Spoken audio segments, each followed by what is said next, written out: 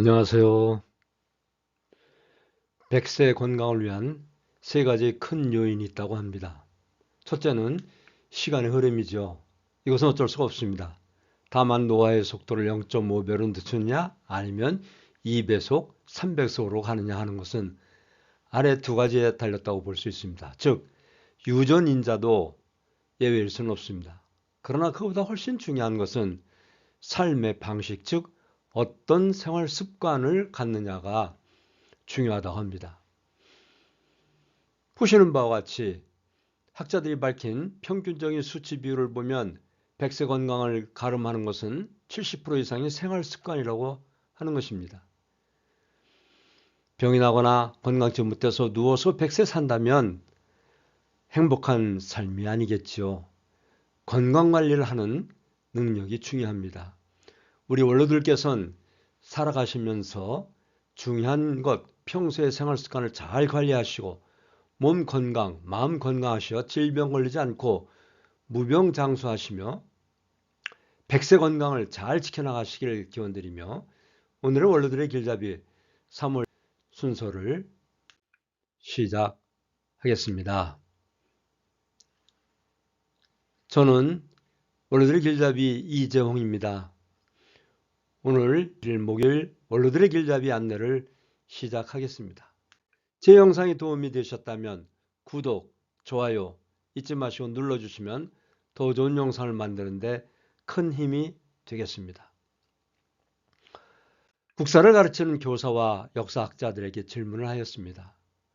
우리나라 역사 속에서 왔다 간 인물, 특히 지도자들 가운데 이 시대에 대한민국의 지도자로 환생시키고 싶은 분이 있다면 어느 분일까요? 하고 물었습니다. 그분은 세종대왕도 아니고 신라의 왕 김춘추도 아니고 이순신 장군이나 황희정승 같은 분도 아닌 바로 정약용 선생을 뽑았습니다. 왜 정약용 선생이었을까요? 그 이유가 많이 있겠습니다만 저는 다음과 같이 간추려 봤습니다.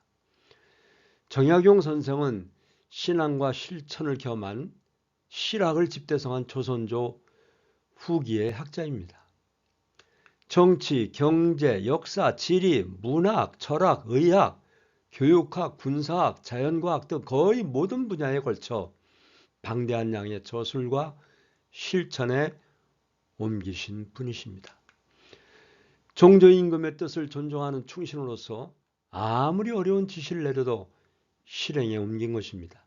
즉 1789년에 한강 배다리 원설, 1793년 수원 화성을 설계하고 거중기를 발명하여 활용하는 등, 그리고 500여 권의 저서 중 대표적인 저서로는 경세유표, 목민심서, 흠음신서가 있으며 백성을 이끄는 정치의 길과 행정기구를 간소하게 하며 관리들의 자세, 양반이나 평민을 가리지 말고 똑같이 교육받게 해야 하며 외국의 돈을 많이 버려둬야 한다는 주장도 펼쳤습니다.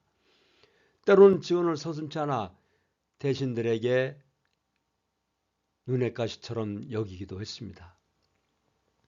또 정약용 선생은 유교의 경전을 공부하였으며 그리고 주역을 체계화시키고 위민사상과 왕도 정치의 실현을 이상으로 하였으며 그 집안의 형제와 조카들 등 집안 여러 명이 천주교를 전하다 순교를 당한 집안입니다. 물론 정약용 선생도 유배를 당했었습니다. 저는 이 시대에 정약용 선생 같은 분이 계시다면 문선명 선생과 한학자 총재님을 뽑고 싶습니다. 문선명 선생과 한학자 총재님은 철저한 하나님주의자로서 하나님과 인간의 관계는 부모와 자녀의 관계임을 밝힌 분이며 참사랑으로 실천해 오신 분이고 세계평화주의 사상과 운동가이십니다. 전쟁과 기아, 즉 굶주림이 없는 세상에 실현을 하고 남녀평등과 초인종, 초종교, 초국가 실천주의자이며 미국의 보수 정론지 워싱턴 타임즈와 남미에서의 카오사 활동과 지역개발 운동을 통하여 유물론주의를 비판하고 그 대안을 제시하며 활동하고 그리고 조직을 체계화시켰으며 평화적인 남북 통일을 위한 승공사상과 신통일 한국을 이룩하기 위한 앞장서신 분이십니다. 신통일 한국을 위한 남북 평화 통일을 위해 북한을 방문하여 김일성 주석과 간부들 앞에서 당당하게 주체사상을 버리고 하나님주의로 가야 된다고 강력하게 주장하신 분입니다. 동영상을 한편 보시겠습니다. 평양에 들어갈 때의 나의 심경은 원수의 집을 찾는 것이 아니라 사랑하는 형제의 집을 찾는 기분이었습니다. 전격적으로 북한을 방문한 세계평화연합 문선명 총재의 소감입니다.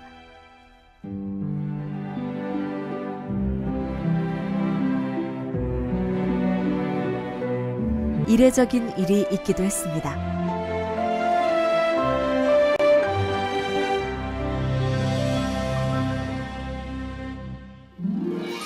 문선명 총재는 만수대 국회의사당에서 윤기복 위원장과 첫 번째 공식 회담을 가졌습니다.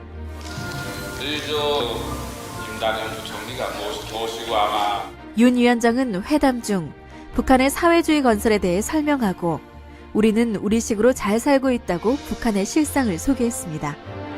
이어서 박보일 세계일보 사장이 문선명 목사와 세계라는 제목으로 문선명 총재의 세계적인 활동 사항을 소개했습니다.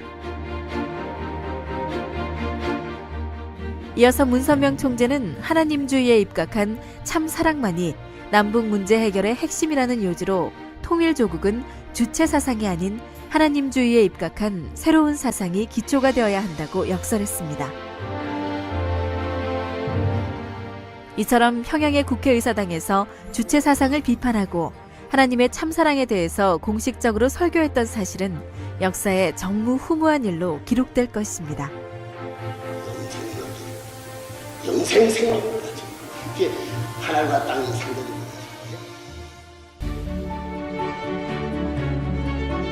세계평화연합 총재로서의 문선명 총재는 해외동포 원호위원회 윤기복 위원장과 함께 공동성명을 발표했습니다. 이 공동성명에는 조국 통일을 평화적으로 실현할 것과 핵에너지는 오로지 평화 목적에만 이용할 것, 그리고 이산가족의 상봉과 결합을 촉진할 것 등에 대한 중대한 내용을 담고 있습니다.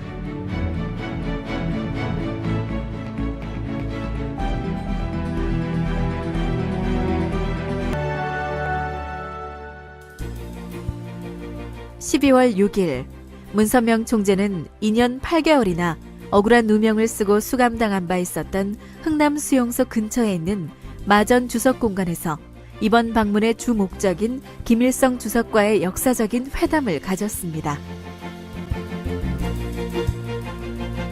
공산주의 이념이 무너지고 세계적인 민주화가 진행되는 순간에도 하나님을 부정하고 주체 사상을 기초로 한 독자적인 공산주의 체제를 고집해온 북한. 그 북한의 김일성 주석이 평생을 승공운동에 바쳐온 국제승공연합의 총재이며 반공의 기수 통일교의 창시자인 문선명 총재를 국빈으로 맞아들인 사실은 세계평화운동과 남북통일 진전의 역사적인 신기원이 됐던 것입니다.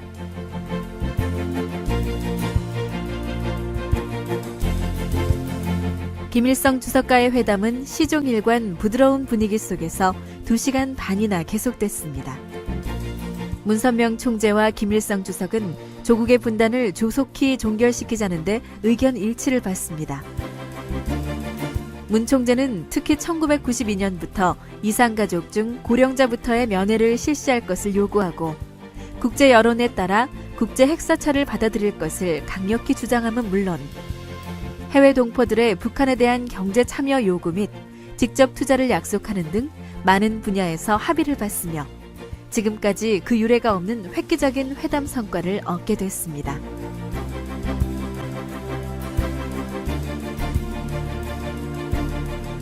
문선명 총재는 특히 회담 중에 김일성 주석에게 참사랑에 대해 설명하고 남북의 종교, 사상, 교육적인 문제에 대한 협력에 대해서도 강조했습니다.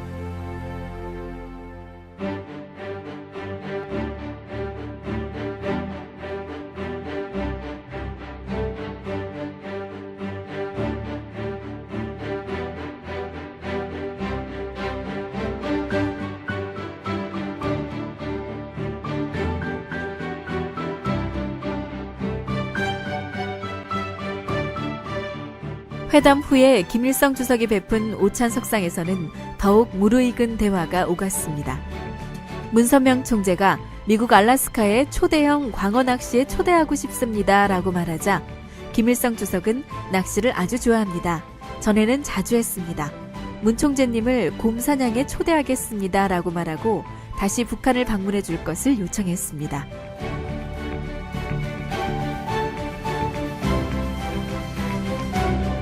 또한 김일성 주석은 문 총재께서 미국 부시 대통령과 절친하다 하니 나를 좀 초대하라 해주십시오 하는 부탁을 하기도 했습니다. 김일성 주석은 8일 동안의 이번 방문에 문선명 총재를 위해 이례적으로 특별기와 헬리콥터를 보내는 등 최고의 예우를 아끼지 않았으며 특별히 오찬 때에 식사 메뉴까지 스스로 정하는 등 각별한 성의를 보였습니다.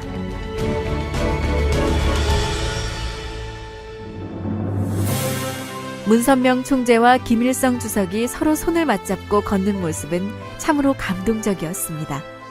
이는 마치 성경에 나오는 야곱이 21년 노정에서 얻은 모든 것을 가지고 형 에서를 만나 화해한 것과 같은 아름다운 모습이었습니다.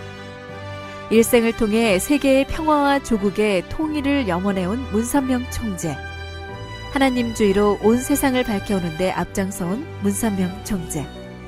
문선명 총재 내외와 김일성 주석의 이 역사적인 회담은 한반도의 평화적 통일을 이루는데 새로운 기원이 될 것이며 더 나아가서 전 세계 평화의 초석이 될 것입니다.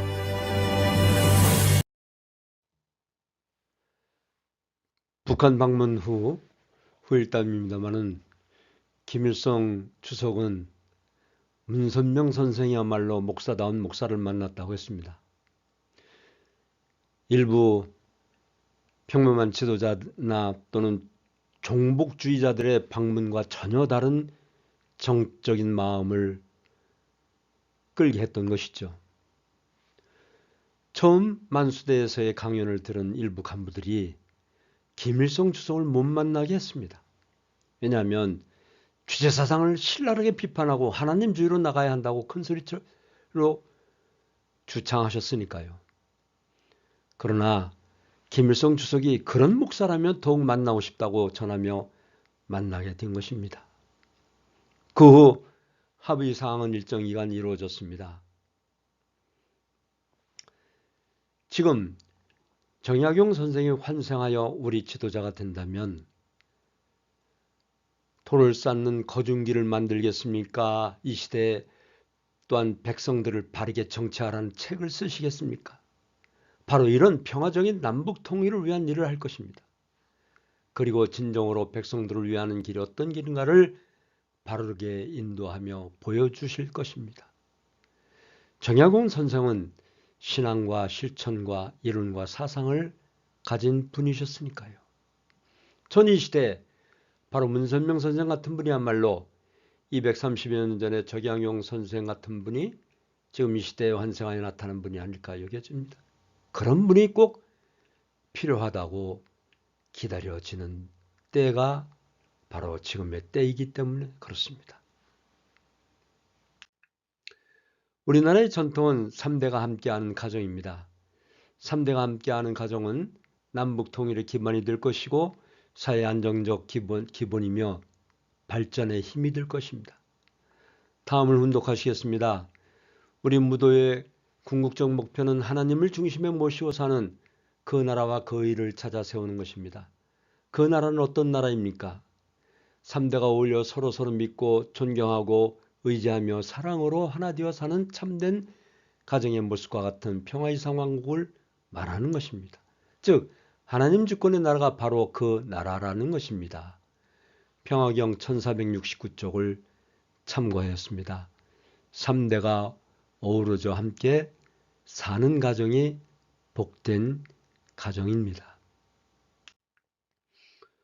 오늘도 원로가 없었다면 대한민국이 없다는 양무, 원로, 신무, 대안 이 희호를 보시고 여야를 막론하고 사리사욕과 당리당략에 의한 분열과 곤무술수, 중상모략을 일삼는 몰입에 같은 위정자들의 선동에 부안해동하지 마시고 오히려 그런 자들을 척결하고 하늘이 부여주신 본연의 양심에 따라 나라와 백성을 바르게 인도하는 그런 지도자들을 지지하시고 육성하셔야 합니다.